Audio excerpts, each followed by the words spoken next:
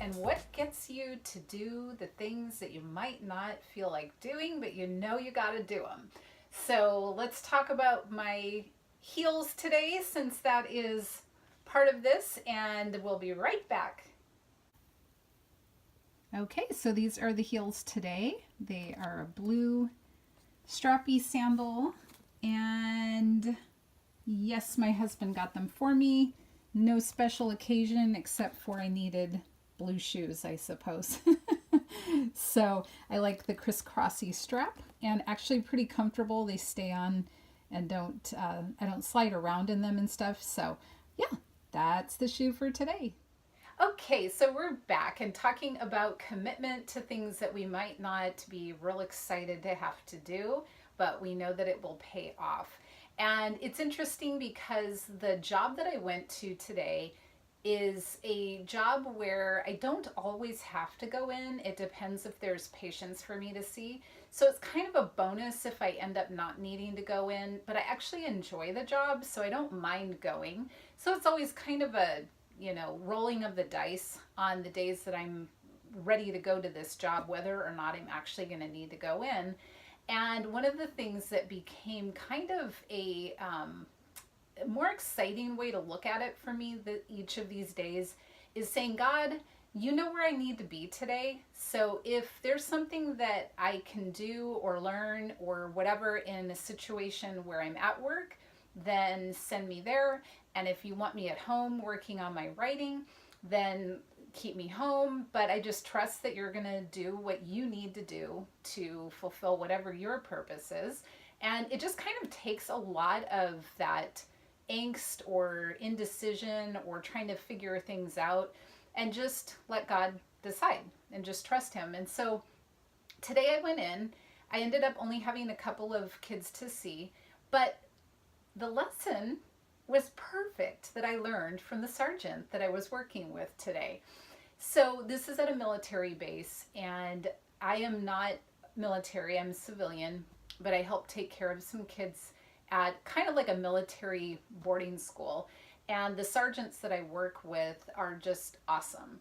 And the one that I was working with today was telling me about his weekend and what's going on in his life right now. So he had drill over the weekend, and then he had to be at work at 4:45 this morning.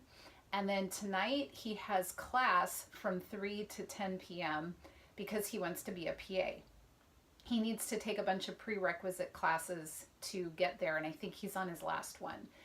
And I was thinking about that, and I said, wow, you must be exhausted. That must be so hard. And he said, yep, but it's getting done. And I thought, geez, what an awesome attitude.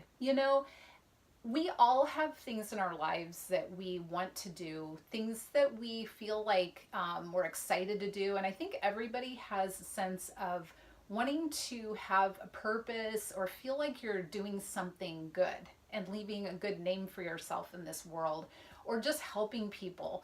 And sometimes though, it's really hard to get yourself going.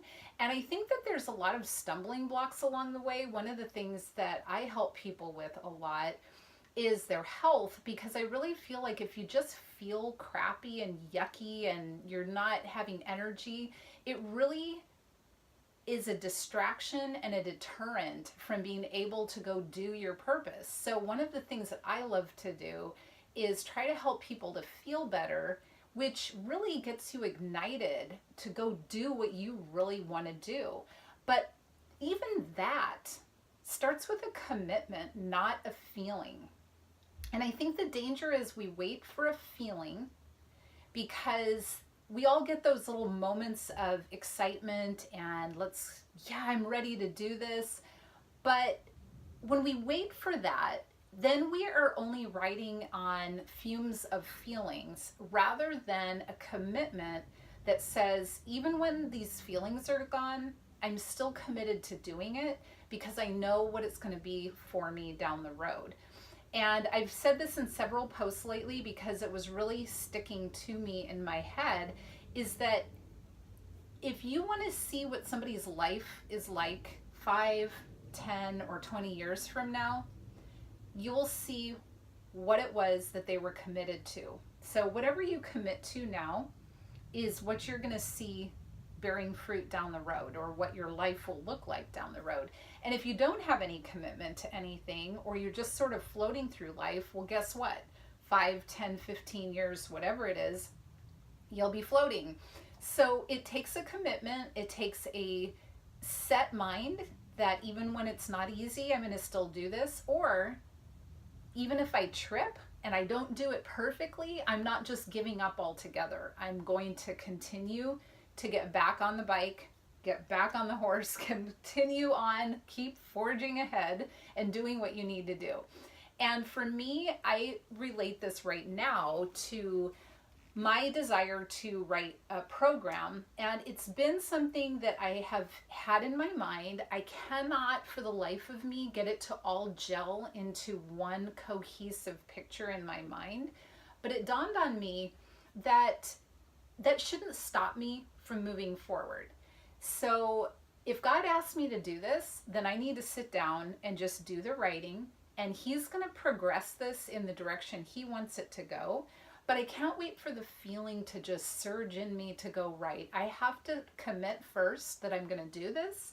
And then a lot of times feelings will be involved, but they won't be the thing that sways me all over the place. So for me, I'm just committing to sitting down. Honestly, this is what I do each day because I don't necessarily know what in the world it is that I need to write.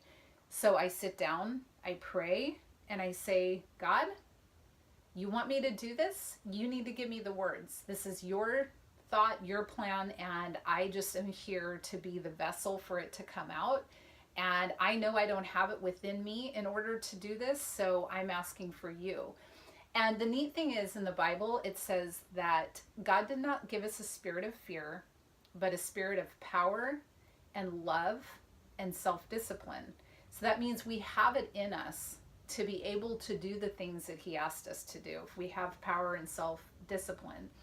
And I had asked in my post earlier today whether it was that you like to hear messages on making you feel good and loved and okay with just where you are, or if you love those like tough love, boot camp, let's go, if you like those kind of messages better.